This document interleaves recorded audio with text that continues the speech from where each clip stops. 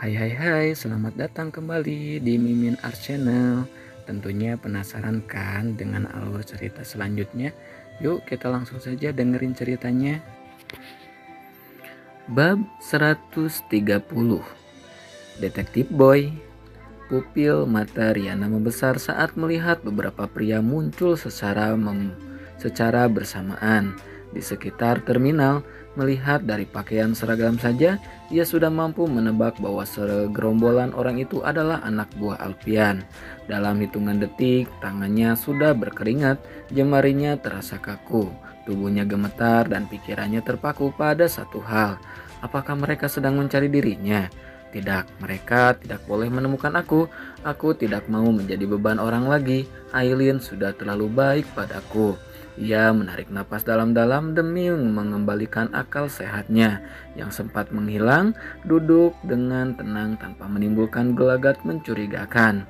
Beruntung ia sudah menyiapkan segala antisipasi dalam menghadapi kemungkinan terburuk, yaitu dengan menggunakan cadar untuk menutupi wajahnya. Beberapa pria berbadan besar kemudian naik ke bus. Riana dapat melihat betapa kompaknya mereka saling berpencar memeriksa satu persatu setiap bus yang akan berangkat.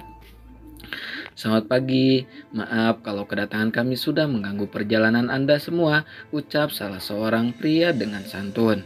Suasana yang tadinya riuh oleh pertukaran suara para penumpang itu tiba-tiba hening. Tak ada yang berani mengeluarkan suara selain tatapan penuh tanya yang terlihat jelas dalam mata masing-masing. Beberapa di antaranya tampak cukup kesal dan sudah tidak sabar menunggu bus berangkat.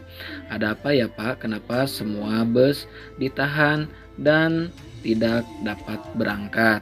Memangnya ada pemeriksaan apa? Tanya sang sopir.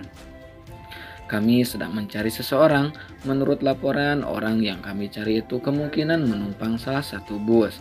Suara saling berbisik kembali terdengar di antara para penumpang. Riana yang duduk di kursi paling belakang itu mencoba untuk tetap tenang. Apa yang dicari itu orang berbahaya, Pak? Salah satu penumpang langsung bertanya. Namun pria yang berdiri di depan menggeleng dengan cepat, senyum di sudut bibirnya menandai bahwa tidak ada yang perlu dikhawatirkan. Sama sekali tidak, maaf kami tidak bermaksud membuat kalian takut. Orang yang kami cari ini adalah kerabat bos kami dan beliau seorang wanita. Oh, lah napas lega dari para penumpang terdengar memenuhi udara. Kalau begitu silahkan diperiksa. Sang sopir memberikan lampu hijau kepada dua pria itu. Perlahan mereka memperhatikan penumpang wanita satu persatu. Meskipun gugup dan takut diminta melepas cadar, tetapi Riana berusaha untuk tetap tenang. Namun semua sikap tenang itu seketika berubah ketika beberapa orang yang dikenalnya ikut naik ke bus. Bara, Alfian, dan si kecil Boy. Mata Riana seketika berbalut cairan bening menatap keponakan kecilnya. Boy tampak sangat menggemaskan dengan kostum menyerupai seorang detektif profesional. Sebuah kaca pembesar dan topi ala detektif Sherlock turut menjadi atribut perlengkap. Belum lagi kumis palsu yang melengkung di atas bibir mungilnya. Papa, Boy boleh ikut cari Tante Riana kan? Suara imut itu berhasil meruntuhkan hati Riana. Ingin sekali ia peluk anak lelaki itu dan membenamkan ciuman di pipi gempilnya. Boleh Pak Detektif, tapi jangan ribut dan jangan buat masalah. Ingat, kalau detektif profesional itu kerjanya sambil... Alfian menggantung ucapannya, lalu segera disambut Boy dengan penuh semangat. Sambil diam-diam dan gak boleh berisik, ucap Boy pelan-pelan. Meletakkan jari telunjuk di depan mulut, tak pelak kehadiran Boy membuat ketegangan semua penumpang berurai. Bocah berusia 5 tahunan itu berhasil menyita perhatian hampir seluruh penumpang. Ada yang mencubit pipinya dengan gemas, ada pula yang hanya sekedar menyapa saat Boy menggunakan kaca pembesar miliknya untuk memeriksa para penumpang yang dilewatinya. Riana harus menyiapkan diri saat anak lelaki itu berjalan ke arahnya. Pura-pura membaca buku adalah jalan terbaik yang ia pilih untuk mengelabui. Riana sangat hafal dengan keponakannya yang cerdas itu. Yang ini kok mukanya nggak kelihatan?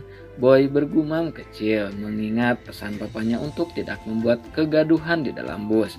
Di balik cadar, Yana tersenyum, berusaha menekan keinginan untuk mengebu, untuk memeluk tubuh kecil nan gendut itu.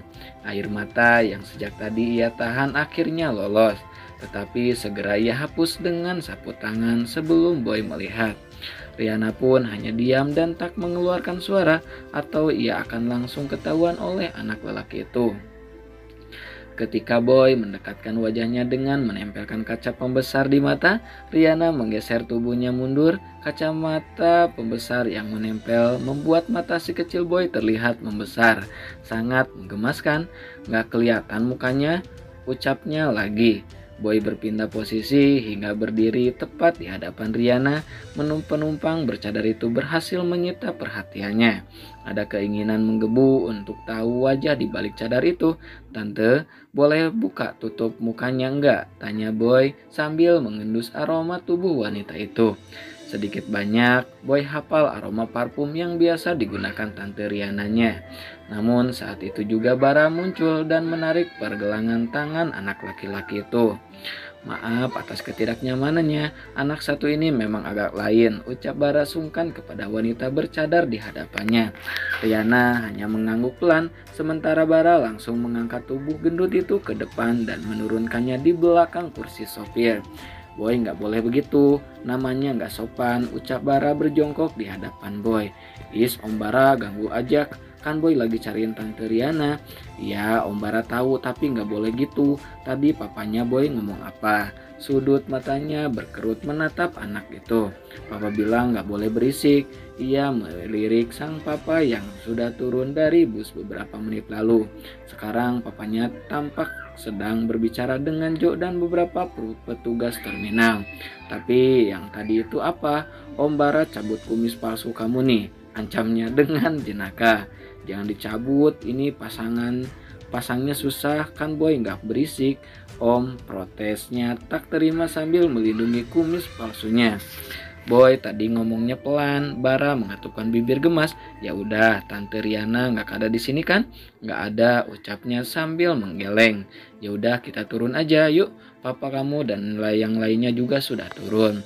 Anak lelaki itu mengangguk pelan, membuat Bara segera berdiri dari posisi berjongkoknya sambil menatap beberapa penumpang bus. "Terima kasih semuanya, maaf sudah mengganggu perjalanannya." Ia membungkukkan kepala dengan sopan, lalu menggandeng si kecil Boy menuruni bus. Sementara Riana menghembuskan napas lega, seluruh ketakutan yang dirasakannya menghilang saat itu juga.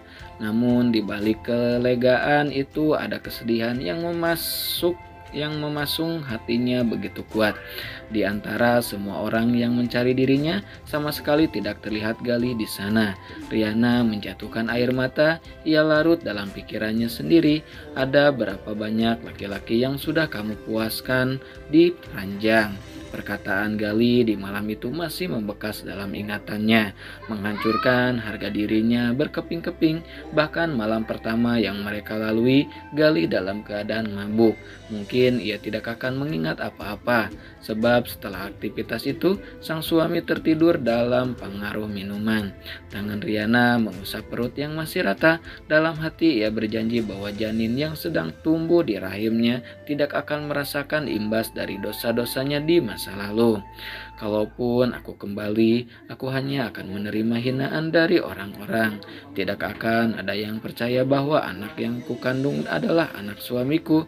Aku bisa saja menghadapi keraguan semua orang padaku, tapi tidak dari suamiku. Dia sudah membuangku dan menjadikanku orang asing dalam satu malam. Biarlah kepergianku menjadi akhir dari segalanya."